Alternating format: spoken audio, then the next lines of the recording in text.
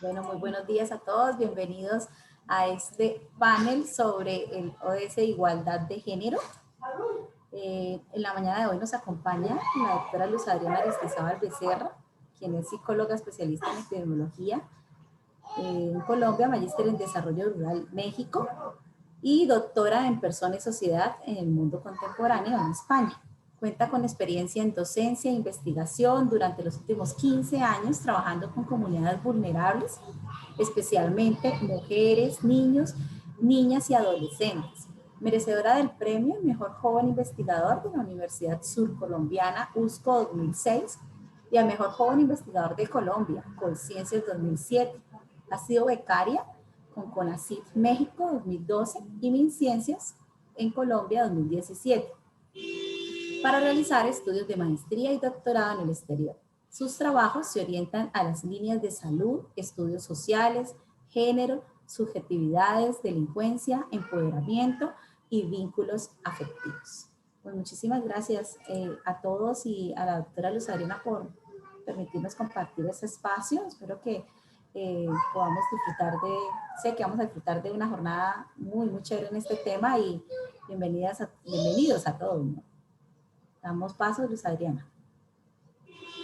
Bueno, gracias Luz y gracias a todos y todas los que nos acompañan en esta mañana y esperamos que sea un espacio bastante interesante para discutir un tema que es muy transversal a los otros. Ha sido emocionante estos días que he venido escuchando otros paneles sobre otros objetivos, siempre encontrar allí en la mitad, al lado, arriba, abajo, la línea de la igualdad de género. Y bueno, pues hoy vamos a centrarnos en este objetivo que es el objetivo número 5.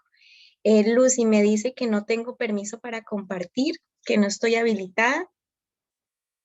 En la pantalla no sé si ya me te da concedes. permiso. Uh-huh. Gracias. Listo. Perfecto.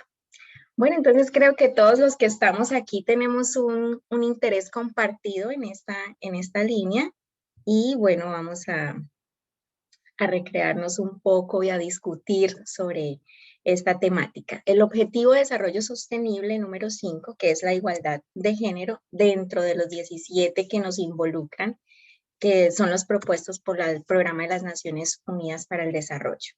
¿Qué vamos a mirar en este espacio? Que esperamos sea muy productivo para todos. Primero, un panorama mundial sobre este ODS, por qué es importante pensar en la igualdad de género, el reto de la ODS en Colombia y una discusión de oportunidades. Quiero empezar con esta frase que dijo la ONU acerca de este objetivo y decía que la igualdad de género no solo es un derecho fundamental, sino que es uno de los fundamentos esenciales para construir un mundo pacífico, próspero y sostenible. Es decir, como les estaba contando, es algo que va en la línea de todos los aspectos y todas las vertientes que nos involucran. El objetivo puntualmente es lograr la igualdad de género y empoderar a las mujeres y a las niñas. Quiero empezar este discurso o este panel compartiendo mi solidaridad y respeto también por los hombres y niños que también han sido violentados, discriminados y han vivido cualquier tipo de desigualdad. Que aunque no los involucremos aquí porque el contexto histórico nos marca una relevancia importante en torno a las mujeres y las niñas, también es de destacar ese aspecto. A nivel mundial, miremos un poco sobre el panorama, revisémoslo y pues es de reconocer que 750 millones de mujeres y niñas se casaron antes de los 18 años, lo cual es considerado por la ONU como una de las prácticas nocivas para el desarrollo integral. Y al menos 200 millones de mujeres y niñas en 30 países,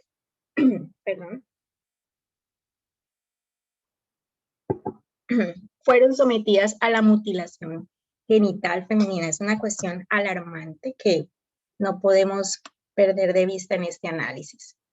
En 49 países no existen leyes que protejan específicamente a las mujeres contra la violencia y una de cada 5 mujeres, estamos hablando de un 19%, han sufrido violencia física o sexual a lo largo de su vida.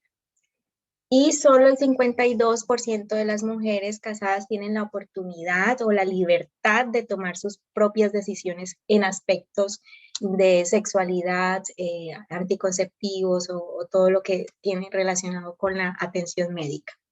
También es importante revisar que en 18 países los esposos pueden impedir que las esposas trabajen. Es decir, se les niega ese derecho y esa oportunidad. Y en 39 países, los niños y las niñas que tienen los procesos legales para herencia tienen una gran diferencia, una disparidad, donde los hombres han tomado ventaja en estas herencias que se toman. Y a nivel mundial, solo el 13% de mujeres poseen tierras agrícolas, el resto, los hombres y el Estado. Y las mujeres en África, norte de África, tienen oportunidad de acceder mucho menos que los hombres a empleos remunerados en el sector no agrícola. Aunque las mujeres han logrado también importantes avances en la incursión de cargos políticos, todavía sigue habiendo una disparidad entre hombres y mujeres en este aspecto. Sin embargo, bueno, no todo es malo. Se ha venido trabajando en este objetivo y algunos años se han logrado algunos avances. Por ejemplo, en Asia Meridional, desde el año 2000 se ha encontrado que ha reducido el 40% o más del 40% en el matrimonio de los niños, de las niñas. Y la tasa de niñas entre 15 y 19 años que eran sometidas a mutilación desde el año 2000 al 2017, antes eran una de cada 2 niñas, ahora son una de cada 3 niñas las que son sometidas. Sigue siendo alarmante, pero bueno, se observa una disminución considerable. Y más de 100 países de los 193 reconocidos por la ONU han tomado medidas para hacer seguimiento a las asignaciones presupuestales que involucren la temática o el objetivo de la igualdad de género. ¿Cuáles son las metas propuestas bajo este objetivo? Claramente, la discriminación, erradicar cualquier forma de violencia y cualquiera de las prácticas nocivas que impidan el desarrollo integral de las mujeres y las niñas y, por lo tanto, el desarrollo social. Reconocer y valorar los trabajos, los cuidados y los trabajos domésticos que no son remunerados y que por lo general las mujeres invierten mucho más tiempo que los hombres. Y asegurar la participación plena de las mujeres en todos los aspectos políticos, económicos y públicos. Y por supuesto que también tenga un acceso libre, universal a la salud sexual y reproductiva. De igual forma, emprender reformas que otorguen a las mujeres la igualdad de derechos en el acceso a los recursos económicos y o propiedades, que puedan tener el uso de la tecnología y además que se sigan fortaleciendo esas políticas públicas acertadas, propicias y leyes que promuevan la igualdad de género. ¿Por qué decimos que este objetivo es importante?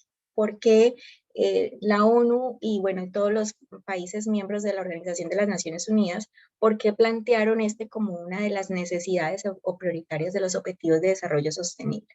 Es de reconocer que la mitad de la población mundial corresponde a mujeres y niñas y por lo tanto estamos hablando de la mitad del potencial para un desarrollo que no se puede desperdiciar.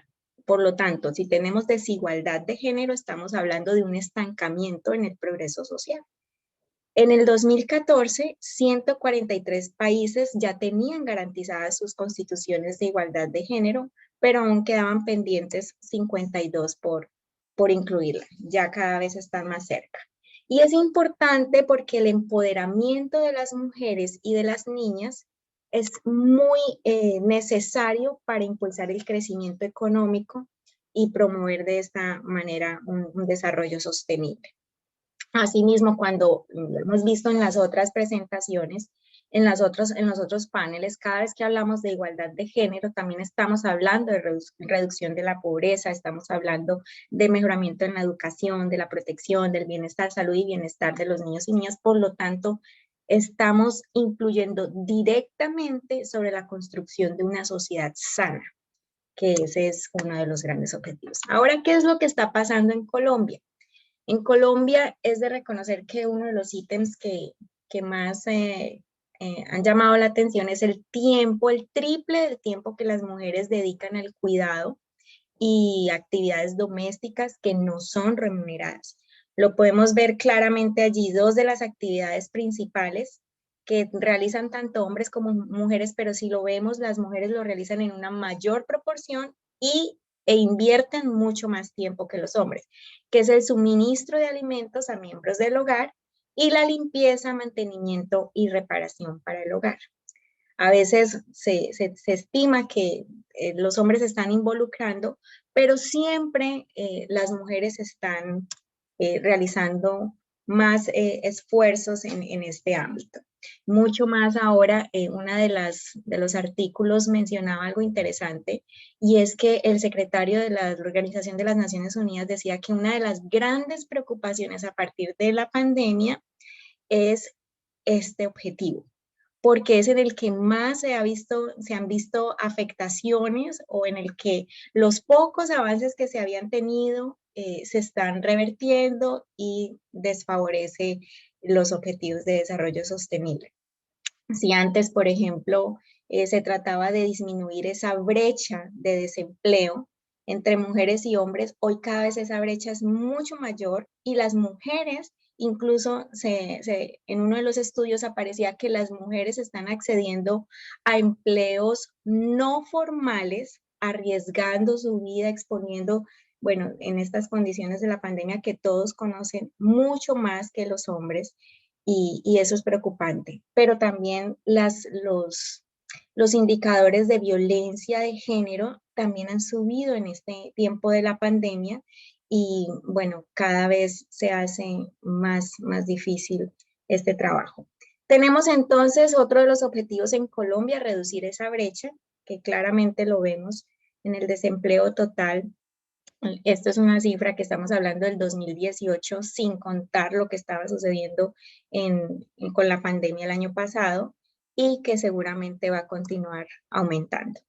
Mujeres sin trabajo, el 12.3%, lo cual es el 70% superior a los hombres sin trabajo, o así lo era en las cifras anteriores. Pero además de eso, no es que solamente no sean mujeres desempleadas, sino que además de desempleo, mujeres pobres. Y esa característica las hace mucho más vulnerables en estas posibilidades o acceso a oportunidades laborales. Y además de pobres, también la edad estaba incluyendo, considerando un estudio, que las mujeres jóvenes tienen una tasa de desempleo mucho mayor que cualquier otro grupo. ¿Cuál es el reto? Entonces, considerablemente reducir estas barreras. Otro de los planteamientos dentro de este objetivo para Colombia es que hay que generar políticas para asegurar la igualdad salarial. Miremos esta brecha tan alta, y esto nos lleva a plantear lo que Tenjo y Bernat decían. Una mujer pobre puede llegar a ganar la mitad que un hombre en las mismas condiciones laborales. La brecha se torna aún más problemática si se tiene en cuenta si se tiene en cuenta que las mujeres tienen un promedio de 2 años más de educación entre la población de asalariados. Esto es impresionante. Esto muestra cómo las mujeres quizás tenemos que esforzarnos más para tener quizás un mismo nivel. Estoy diciendo, son unas generalidades contextuales que no aplican siempre en todos los casos. Pero ellos planteaban, este es de los retos más difíciles de superar. ¿Por qué? Porque no va a depender solamente de una decisión política, sino también de todo un manejo de recursos visibles y no visibles con los que se cuente. Ahora, otra de las grandes preocupaciones en Colombia tiene que ver con la violencia de pareja. Y esa violencia de pareja se manifiesta especialmente contra las mujeres, y la violencia sexual contra niñas y adolescentes.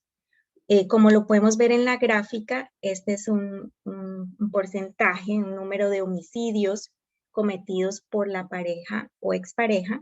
En las mujeres supera más de 3 veces lo que podría ocurrir en los hombres. Y no solo eso, sino que se supone que la familia es el espacio más seguro, más confortable de todo sujeto, y es allí donde se encuentran los predadores o los asesinos. Una cifra que me pareció también interesante, en el 2016 que se registraron 21.399 exámenes médicos legales por presunto delito sexual. De esos, el 85% correspondía a niñas y adolescentes. Y eso teniendo en cuenta los datos que están registrados sin desconocer los que no están registrados. ¿Cuál es el reto entonces en este punto? Deslegitimar las prácticas culturales que normalizan la violencia y asegurar que las leyes permitan dar continuidad a los procesos penales contra los agresores, que también ha sido un tema bastante fuerte y que muchas veces no llega al término esperado. El quinto aspecto importante dentro de este objetivo es la toma de decisiones políticas en el país, lo cual sigue siendo en mayor medida priorizado o tomado por los hombres. Aquí vemos claramente cómo está la participación de la mujer en el Senado, en la Cámara de Representantes, en las alcaldías, las gobernaciones, los consejos municipales. Y bueno, eso es un avance. Antes el porcentaje o el número de participación de las mujeres era nulo, ahora es de reconocer, tenemos una gran participación y vamos a seguir trabajando por ello. Y por último, una de las grandes preocupaciones en Colombia son las prácticas nocivas que les había comentado, como lo es el matrimonio infantil y la mutilación genital femenina. Me sorprendí cuando leí que Colombia es el único país de América Latina donde se conoce y se permite de alguna forma la mutilación genital femenina, la cual es practicada por una de las comunidades indígenas, la comunidad de los Emberá. Y eso sigue siendo interesante de cuestionar y discutir, porque pese a que es una práctica normalizada para ellos, sigue siendo un atentado contra la dignidad de la mujer. Bueno, estos son los porcentajes que se viven en cuanto al matrimonio infantil, las uniones, que si las comparamos con los hombres, por ejemplo, actualmente 13.3% de las mujeres de 15 a 19 años se encuentran en un hogar, en una constitución familiar, pero el 2.9% de los hombres está en la misma condición, en el mismo rango de edad. Es una cuestión bastante distinta. Y no podemos desconocer otros factores, otras características que están influyendo, como la ruralidad, el nivel menor de educación y también el nivel socioeconómico que están afectando. ¿Cuál es el reto aquí? Generar una base de datos, una manera de poder recopilar los datos y diagnosticarlo en tiempo oportuno y poder hacer un seguimiento en tiempo oportuno y formar espacios de discusión con las comunidades que les permitan desnaturalizar esas prácticas nocivas. Ahora, vamos a discutir sobre las oportunidades que nosotros tenemos en nuestro entorno próximo, en nuestro contexto santanderiano, ahora específicamente en nuestra universidad, y de qué manera nuestros proyectos han contribuido al desarrollo de la OEDS. Tenemos estos proyectos que hacen parte o que apuntaron al objetivo de desarrollo sostenible número 5, y bueno, pues vamos hoy a escuchar un poco acerca de ellos. Quiero empezar de pronto compartiéndoles ligeramente sobre mi proyecto, que tiene que ver con la codependencia en las relaciones de pareja en mujeres en prisión. Este tema me parece súper apasionante porque la cárcel física es solo una representación de la cárcel psicológica o psicosocial que estamos viviendo las mujeres. Recuerdo a veces en algunas de las clases cuando les menciono a algunos estudiantes u otras personas en general y les digo, Cuando realicé un estudio, porque con esta población vengo trabajando hace 6, 7 años, con la población de mujeres encarceladas, escuchaba sus relatos, sus historias y no las veía tan lejos de lo que yo estaba viviendo. Entonces me planteaba y yo decía, bueno, hubiera podido ser yo la que estuviera en esa condición de cárcel, y algunos abren los ojos pensando como que, oh, qué cosas tan malas habrá hecho, o qué es lo que ha vivido para que se ponga al mismo nivel de estas mujeres. Pero realmente cuando escudriñamos y profundizamos en sus discursos, nos damos cuenta que somos igualmente vulnerables. Y bueno, una de las cosas que nos hacen vulnerables son las relaciones, y las relaciones de pareja mucho más.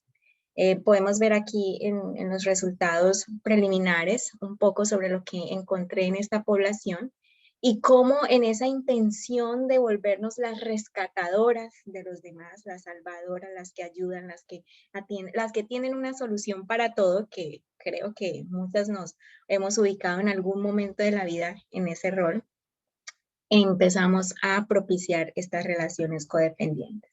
También el desarrollo incompleto de la identidad, la represión emocional, cuando hay cosas que queremos decir y por temor o quizás por evitar otras afectaciones, no lo hacemos, o sencillamente el no querer ver lo que está ocurriendo en la dimensión en que está ocurriendo a nuestro alrededor. ¿De qué manera este proyecto apunta a los objetivos, al objetivo número 5 del que estamos hablando?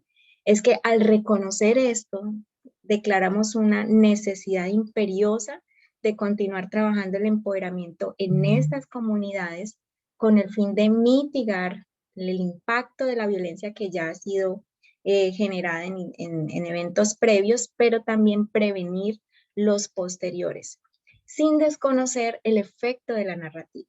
También la narrativa ejerce un efecto empoderador, y creo que va muy en la línea de este objetivo. Pero bueno, me gustaría entonces escuchar a nuestras colegas, Yulenis Caballero, Claudia Hormiga, Ana Pavón, que compartan su experiencia y continuemos esa discusión que habíamos iniciado un poco antes de los minutos de este panel.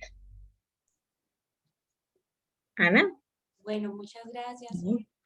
Luz Adriana, y gracias a Lucy y a César por la iniciativa. Sí, cuando nosotras iniciábamos informalmente un poco la conversación, uno de los temas a los que apuntábamos era justamente cómo la categoría género casi que debería de manera interdisciplinaria incorporarse en muchas de las preguntas de investigación. Y si nosotros revisáramos y nosotras revisáramos también los objetivos del desarrollo, pues encontramos lo mismo.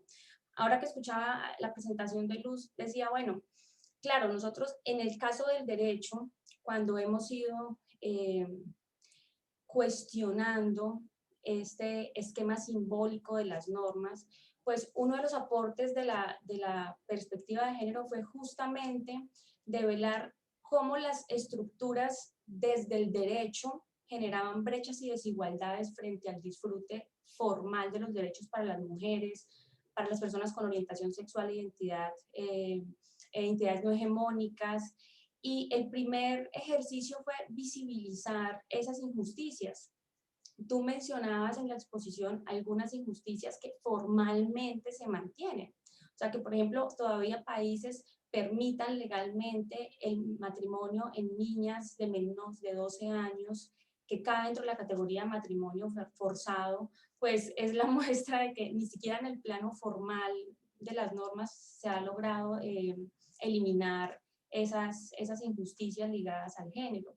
Entonces, digamos que el primer ejercicio fue cómo el discurso de las normas jurídicas vinculantes y el discurso de la igualdad formal es insuficiente. Y es insuficiente, uno, porque existe desigualdad de recursos económicos; dos, porque existe injusticias de reconocimiento frente al trato, frente a las identidades, frente a lo que representan las distintas formas de ser mujer y de lo femenino; Y 3, porque existe dificultades para acceder al poder de representación, y tú lo exponías con las cifras. Entonces, claro, las mujeres llegamos tarde a la repartición del poder político y no nos hemos podido nivelar. Entonces, la otra pregunta, ¿no? Esas cifras que tú exponías, esos pequeños porcentajes, claro, hay un nivel de participación, pero viene otra pregunta, ¿esa participación implica representación? No necesariamente, ¿no? Porque entonces tenemos algunas mujeres que han llegado a esferas del poder y a esferas de decisión, pero que no tienen agenda de género, que han llegado ahí en algunos casos porque hacen parte de una maquinaria política y porque a veces están gobernando en cuerpo ajeno, entonces no necesariamente el hecho de que haya mujeres implica que se logre ese nivel de representación. Y claro, cuando revisamos lo que pasa en el derecho, pese a las obligaciones constitucionales, convencionales, legales, frente a lo que diga la jurisprudencia, un poco la perspectiva desalentadora es, no importa lo que diga el derecho, porque mientras quien crea el derecho siga siendo quien tiene posición hegemónica de poder y que no reconoce la forma en que el derecho afecta de manera diferencial a las personas, mientras quien siga interpretando el derecho, aplicando el derecho y mientras quienes sigan enseñando e investigando el fenómeno de lo jurídico no incorporen otras preguntas distintas a la tesis de la neutralidad, el derecho es neutral, es igual para todos, pues vamos a seguir manteniendo en el plano de lo formal algunas normas que fijan criterios de igualdad, pero que en el plano de la realidad, en el mundo de la vida, pues esas normas van a seguir siendo ineficaces. El derecho puede tener un gran poder simbólico. Existen muchas normas que garantizan paridad legal, que buscan a través de ley de cuotas, a través de protección de las mujeres en el trabajo. Hay cantidad de normas para lo que quieran, podemos buscarlas y ahí están. Pero mientras no se corrijan elementos estructurales, mientras no se puedan modificar las condiciones culturales, sociales, mientras la educación, la enseñanza, mientras la forma en que nos relacionamos con los otros no cambien, pues las estructuras que permiten mantener los escenarios de discriminación van a seguir estando ahí. Claro, las normas son un escaloncito, un pequeño peldaño y las celebramos y de hecho hacemos cosas para conseguir estándares normativos y ahí un poco lo que ha hecho la relación entre activismo, movimientos sociales, es en efecto buscar transformaciones en el plano formal, que es como primer nivel, pero de ahí en adelante la mayoría de obstáculos para acceder a la justicia de la igualdad se encuentra en todas las esferas. Por eso, dos de los proyectos que nosotros adelantábamos en este periodo era justamente hacer una evaluación de lo que hacían los jueces y las juezas en nuestro país, ¿no? Estos que tienen la obligación de cumplir con esas obligaciones convencionales y legales, estos que además se ha reconocido el papel, el potencial transformador que tiene la decisión judicial, pero que además conocen la violación de derechos cuando ya se ha roto toda una cadena de eficacia, ¿cierto? Cuando ya hay muchos eslabones que han dejado de hacer lo que tienen que hacer para eliminar las brechas ligadas al género. Y aún así, cuando ya llegamos a esta cadena de escalones sin que sean eficaces esas normas jurídicas, aún allí seguimos identificando barreras estructurales. Y bueno, un poco el desmonte del fetichismo legal, ¿no? O sea, aunque las decisiones de los jueces mejoraran, sí quienes están encargados de cumplir esas normas y quienes están encargados de transformar en esa base no lo hacen, pues finalmente vamos a seguir haciendo investigaciones para evaluar cómo deciden, pero sin que se produzca en efecto una transformación significativa. Por eso el trabajo que hacemos con los estudiantes, con los integrantes del semillero, ha sido un trabajo que parte de una línea de la teoría crítica de llevar el derecho a la calle, ¿no? Entonces, a los estudiantes que nos acompañan, ¿no? Como por ejemplo ir a la escuela, ir a las instituciones escolares, poder conversar con quienes a la larga tienen que afrontar estas desigualdades y por lo menos en el discurso tratar de visibilizar esas injusticias y esas desigualdades que se han normalizado en un escenario además como el nuestro, en donde es normal, ¿no? Las cifras parece que ya no nos conduelen, así que pues un caso más, un caso menos, no parece relevante. Muchas gracias, Luz Dari, por tu presentación y a todos, a todas. No, gracias, profesora Ana, por esa retroalimentación. Y nos encantaría escuchar a alguno de los participantes o miembros del semillero que comenta la profesora Ana y conocer un poco esa experiencia sobre llevar el derecho a la calle y cómo eso ha impactado también este objetivo de desarrollo sostenible de la igualdad de género. Me gustó mucho ahora que escuchaba a la profesora cuando decía el discurso de la norma ha sido insuficiente. Y ha sido insuficiente porque, bueno, también cada cosa o cada aspecto tomada de una manera aislada sigue siendo y seguirá siendo toda la vida insuficiente. De ahí estos espacios que nos permiten articularnos y seguir tratando de construir, soñar, trabajar por ese país más justo, igualitario. Antes de dar la palabra al estudiante o a la estudiante que va a ser muy valiosa, me gustaría escuchar la participación del doctor César. Si quieres, Luz Ariana, si quieres al revés, yo intervengo Perfecto. después de la estudiante, te agradezco. Gracias. Y si hay más estudiantes, me gustaría escuchar también. Gracias. Perfecto.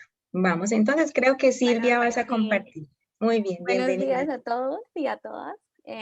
Pues quería enfatizar una cosa, es que dentro del semillero creo que la profesora Ana nos ha invertido mucho en la empatía más que todo y en no mirar nuestra perspectiva desde nuestros privilegios, y yo hablo específicamente de eso. Los privilegios que yo como mujer tengo no es lo mismo que los privilegios que puede tener la profesora Ana, lo que puede tener una niña de 12 años que está siendo forzada al matrimonio. Y creo que eso es un punto el cual me enorgullece decir que formo parte de este semillero, del cual cada día aprendo un poco más. Yo lo digo porque pues antes en ciertos espacios del derecho a mí me daba pena, por ejemplo, decir, oiga, es que yo comparto posturas feministas o yo comparto estas posturas de equidad y de género, y me daba pena porque uno mismo, como tú lo mencionabas, uno mismo se pone como esa barrera, esa cárcel mental, y uno empieza a pensar, uy, no, pero ¿qué van a decir de mí? Uy, no, pero que de pronto me van a mirar raro porque digo, ay, eso es que soy feminista y creo en la igualdad de género y creo que las mujeres tenemos que luchar. Entonces creo que en el semillero algo que siempre, siempre, siempre nos recalca mucho la profesora es eso, es la empatía hacia los demás, es ese mirar y ponernos en el zapato de los otros, es mirar nuestros privilegios y compararlos con los demás privilegios que tienen las otras personas. Y creo que es algo que no se puede encontrar en cualquier semillero, y agradezco muchísimo que la profesora Ana siempre nos brinde esa oportunidad. Y siento que, por ejemplo, yo personalmente pedí trabajar en uno de los proyectos que la profesora Ana pues mencionó, y me siento muy orgullosa. Creo que siempre se lo voy a decir a la profesora Ana, me siento muy orgullosa de que ella me haya abierto las puertas a este semillero, que me abran las puertas a estos espacios. Me encanta escuchar que no solo uno está pensando en cambiar el futuro, en cambiar las leyes para que sean más equitativas con las personas, con las mujeres especialmente, sino ver que usted como ponente también está en el mismo camino que uno, realmente me llena de mucha satisfacción, y pues eso era lo que quería decir. Muy valioso, Silvia. Gracias por compartirnos, porque esa experiencia justo nos nutre y nos sigue alimentando en este proceso que no termina y quizás no vaya a terminar pronto. Y lo que tú decías me parece supremamente valiosísimo, cuando es aprender a reconocer la realidad del otro sin desconocer la realidad nuestra, y cómo estas dos realidades se conectan para formar un nosotros. No es él, ella, yo, sino un nosotros, que es el que estamos tratando de construir. Vamos, Sebastián, creo que tú también quieres compartirnos tu opinión y nos encantaría escucharte. Gracias, muy buenos días para todos. Pues ahorita en el semillero tenemos dos líneas que están activas, una que es respecto a la interrupción voluntaria del embarazo y otra que es respecto a los manuales de convivencia, más encaminado a las agresiones y al bullying. Estos dos proyectos nacen con un enfoque de género, obviamente, y primero voy a hablarles un poquito del proyecto que llevamos en la línea de la interrupción voluntaria del embarazo. Yo pertenezco al semillero hace ya 3 años. Y en este tiempo he podido aprender un montón y también hemos tenido la oportunidad de conocer casos de la vida real. No es quedarnos únicamente en la teoría, sino que también hemos podido conocer esos casos. Y como mi compañera lo decía, ese contacto y digamos, esa participación en casos de la vida real ha demostrado que hay distintos privilegios entre cada uno de nosotros. Y respecto al IVE, las barreras de acceso que tienen las mujeres para poder practicarse este procedimiento en Colombia son muy altas.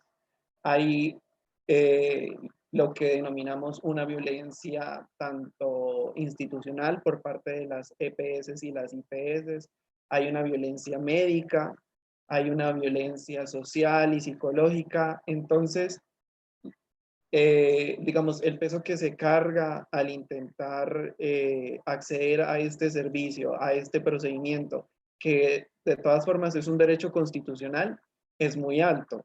Y por eso el índice de mujeres que pueden acceder a una IVE segura es muy bajo. Y por eso vemos tantos reportes en las noticias de mujeres que acceden a abortos en clínicas de garaje y que muchas veces terminan falleciendo ahí mismo.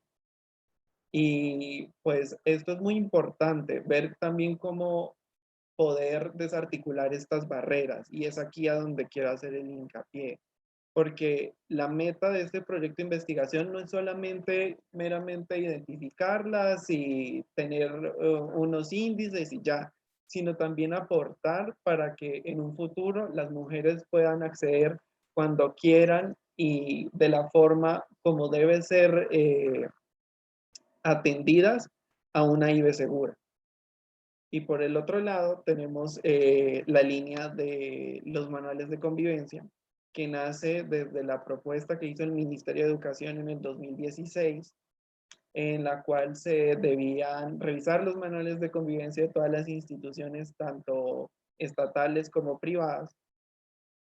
Y a partir de esto, nosotros empezamos a revisar dentro de los manuales de convivencia si había una ruta de atención para cuando se daban casos de agresión sexual, acoso sexual, porque muchas veces nosotros creemos que estos casos únicamente se dan en ámbitos como la universidad o el trabajo, pero también se dan en los colegios y hay que tener una mayor protección para las niñas.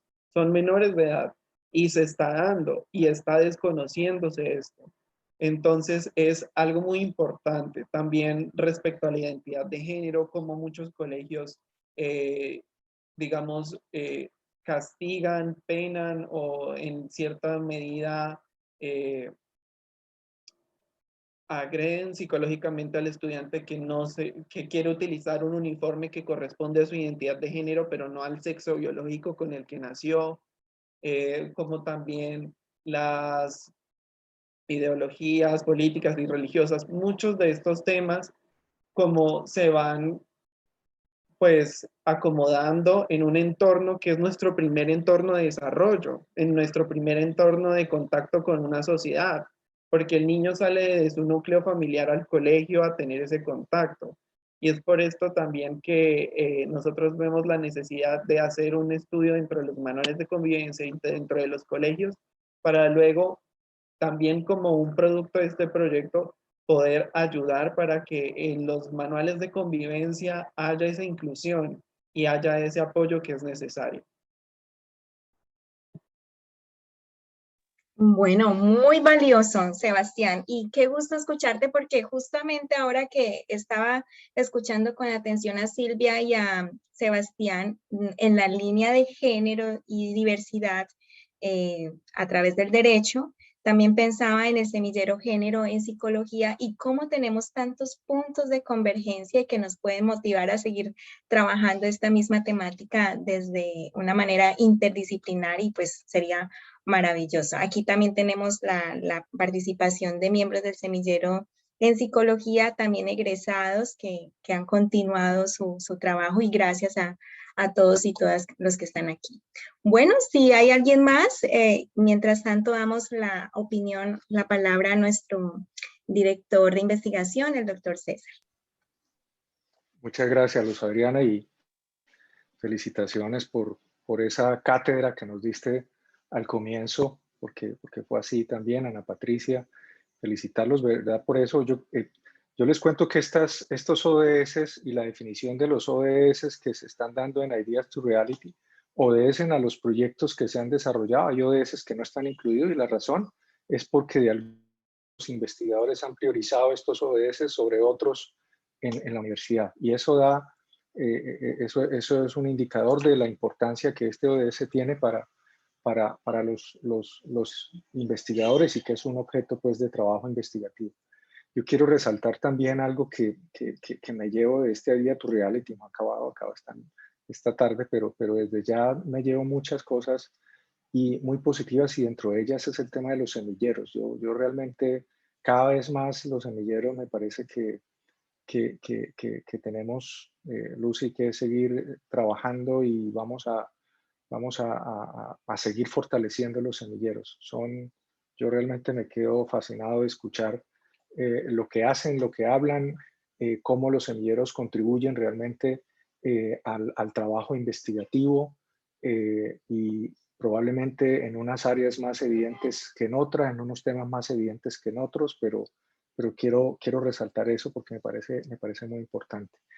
La otra reflexión es claro, yo voy a mencionar algo, pero ahí viene el tema. Bueno, una cosa es en este nivel académico universitario y otras cosas pueden ser lo que esté pasando afuera en la calle, que es lo que ustedes están estudiando y en diferentes niveles, porque cuando yo miro las estadísticas de investigadores, tenemos 252 investigadores, 137 hombres y 115 mujeres, que si bien es cierto hay un número mayoritario de hombres, pues no es una diferencia muy grande. Y eso, pues, eso dice cosas. Lo otro es que, bueno, nuevamente los invito a que participen en el premio esta tarde y cuando estén viendo los premios, acuérdense de este ODS y con eso, pues, dejo el comentario ahí sobre ese tema, pero se van a acordar de lo de eso. Lo otro es que reflexionaba yo también, y lo he hecho, de hecho en otro ODS he reflexionado sobre los proyectos propios, y yo mencionaba algo en el tema de género, en el proyecto en el que estoy trabajando, y con la conciencia de una particularidad de la comunidad de pequeños agricultores que tienen, donde el rol de la mujer es un rol muy particular y que debe ser objeto de trabajo. Pero también reflexionaba sobre, cuando yo pienso en el tema de equidad de género, lo que pienso es que yo no pienso en eso porque, y me cuestiono, ¿no? Digo, no lo pienso porque, pero cuando me ponen a pensar en eso y me pongo a ver que todos los equipos de trabajo de investigación mío, los equipos más brillantes de investigación son una joven investigadora que está en Bélgica, son una profesora, Diana Parra, que está ahorita haciendo su doctorado, es Joana Flores, que es la líder del proyecto, pues el líder soy yo, pero ella es la hormiguita que está detrás del proyecto de MinCiencias de Agriot, la que propuso el proyecto Reactívate a Regalías. Entonces, la verdad, cuando me pongo a pensar en eso, me siento mal porque, caramba, el tema de equidad lo estoy desbalanceando hacia los hombres, pero realmente es que uno no piensa en eso, tú lo decías, las mujeres tienen las cifras muestran ese nivel de estudio mayor y probablemente es una cosa natural, pero de nuevo este comentario lo hago desde la academia. Entonces, y con eso, por favor, los hombres que están acá no me malentiendan no, pero me cuestiono sobre el deber pensar intencionalmente en algo que debería ser natural y arraigado a la cultura. Es lo que hablábamos con la doctora Sharrar de sostenibilidad. Y yo le hacía la pregunta, ¿necesitamos leyes para hablar sobre, para que realmente actuemos sobre el cambio climático? ¿O necesitamos es una cultura y formar líderes que piensen de esa manera y las nuevas generaciones ya están pensando de esa manera? Entonces creo que aplica lo mismo para la equidad de género. Las leyes, ustedes lo han dicho muy bien, ahí tenemos el ejemplo ahorita en las noticias hace poco cuando estaban nombrando al viceministro y estudiantes del externado y no me acuerdo dónde más estaban colocando pues una demanda, bueno, esto porque se estaba incumpliendo el porcentaje que creo que es del 30% mínimo. Entonces, pues ahí están las leyes y si, y si desde la cabeza del gobierno no se están respetando, pues ese no es, creo que hay que seguir trabajando en eso, como decía Ana Patricia, pero debe ser un tema más arraigado a la cultura y casi que inconsciente. Pero cuando digo esto, también pienso, ¿y si yo lo hago inconsciente y hay un contexto que desfavorece de pronto a la mujer? Y si yo lo hago inconsciente, estoy pensando en que van a estar en el mismo, perdónenme si estoy diciendo alguna cosa equivocada, pero que están en el mismo, con las mismas oportunidades que el hombre, y no soy consciente de que de pronto hay situaciones que hacen que no sean las mismas oportunidades, entonces de pronto sí debería hacerlo consciente.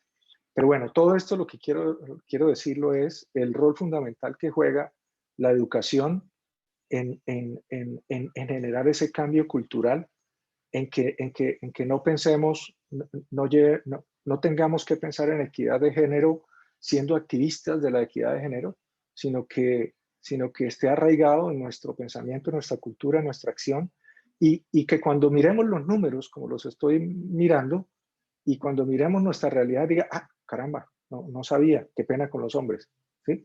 Pero quería como dejar esa reflexión.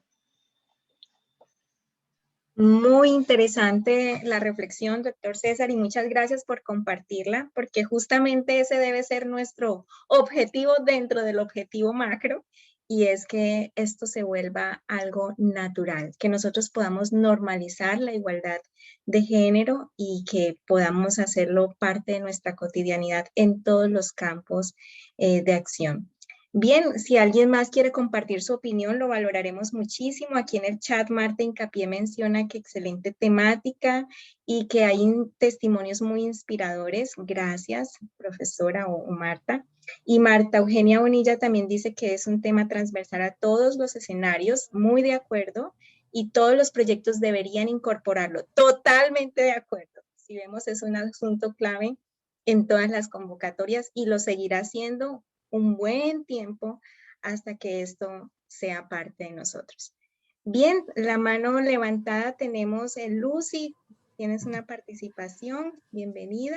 Gracias, Luz Adriana, por la presentación. De verdad que muchas veces uno no conoce muy a fondo esto. Por ejemplo, cuando veo acá lo que tú nos compartes del ODS, me reía al principio porque yo veía ahí las estadísticas y decía, ¿será que yo estoy en esas estadísticas?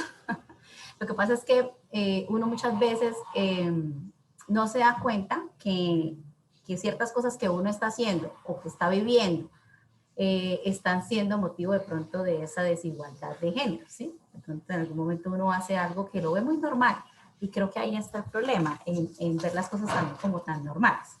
Si uno lo ve muy normal y resulta que eso está siendo de pronto una muestra de que estamos propiciando lo que es la desigualdad como tal. Entonces yo me reía por eso que leía los 750 niñas que se han casado antes de los 18. Entonces me daba risa porque dice, ¿será que estoy ahí? ¿Será que estoy ahí? Pero fue algo que, pues, que uno hace de pronto en el momento, no, pero mira que ya en lo que es la parte científica, lo que decía César, lo que es ya el estudio como tal, pues demuestra lo contrario a lo que uno piensa. Muy bien. Lucy, gracias por ese aporte y yo creo que lo más interesante de esto es que logremos identificarnos, solidarizarnos también entre nosotros y propiciar esa igualdad. Profesora Ana, ¿tenía algún comentario adicional? Sí, tenía dos muy cortos, pero también Por favor. porque Julie tiene la mano arriba y Julie no ha podido hablar, entonces voy a ser súper breve. Y es como en este tema, un poco visibilizar que los hombres también han sido víctimas de los estereotipos y que tienen pendiente pensar y reflexionar acerca de cómo, por ejemplo, se han privado de la paternidad, se han privado del cuidado, se han privado de muchas cosas porque no reconocen también cómo esto es una afectación estructural. Y con lo que Lucy decía, en este escenario, por ejemplo, de 22 participantes, quienes pudieron llegar al panel sin tener que hacer ninguna actividad de cuidado previa. ¿Y cuántas llegaron al panel teniendo que haber resuelto primero actividades de cuidado? Y es ahí como van, claro, Virginia Woolf decía, las mujeres tienen que primero limpiar su casa antes de poder sentarse a escribir. Y eso no es una cosa que se haya eliminado en este siglo. Gracias. Aquí no pasa, en este panel no pasa. Somos la excepción, no creo, Aquí Lucy. nosotras algunas nos sentamos rápido, ¿cierto? Las cosas se hacen en casa solitas. Muy valioso tu aporte, gracias Ana. Bueno, y le doy la palabra a Julie Vergel. Ella es egresada del programa de psicología, empezó con el semillero género en psicología hace más de 2 años y me agrada muchísimo porque ella continúa siendo parte como egresada y aportando en su cotidianidad laboral. Julie, tienes la palabra. Hola doctora, muchas gracias. Qué pena no activarles mi cámara, pero tengo acá unos problemas de conexión. Realmente creo que estuve un par de años acompañando al Semillero Género en todos sus proyectos desde que inició en la cárcel y también tuve relación muy cercana con varios proyectos de investigación de grado que se hicieron y es realmente impresionante todo el trabajo que se hace y creo que el mayor logro era llevar el semillero más de las discusiones de las aulas al entorno realmente, a las personas que estaban viviendo ahí, entrar a conocer la realidad y a discutir todos estos temas, pero estando con la persona ahí, viviéndolo realmente, viendo la afectación directa, ha sido como uno de los más grandes pasos que se ha podido dar en este tipo de espacios de aula. Como le decía la doctora Luz Adriana, pues estoy egresada y algo también muy importante y muy de la mano de los comentarios que hacían ahorita es también los hombres. Actualmente yo soy una empresa donde tengo al mando 560 hombres actualmente y apenas somos 30 mujeres. Entonces no teníamos un comité de género, creamos un comité de género hace como 4 meses y empezamos a trabajar todo esto porque también hay que ver a veces la violencia también del punto masculino y es que cambian a veces perspectivas, porque es también hablar desde los estudios de género, cómo entramos a impactar y a conocer, y ha sido impresionante los cambios que se tienen, incluyendo esas perspectivas en el entorno laboral. Creo que pues eso era todo, muchísimas gracias, estoy muy contenta de volver a estar en estos paneles, de volver como a volver a escucharlos, es algo que me emociona mucho. Gracias. Gracias, Julie. Y a nosotros también nos emociona mucho escuchar tu experiencia y saber que lo que aprendiste en el proceso de formación como psicóloga ahora es parte de tu práctica laboral. Y felicitaciones por eso que estás haciendo, que estás aportando un grano de arena para hacer de este objetivo algo general, algo común. Tenemos la palabra aquí de la doctora Gerling, por favor.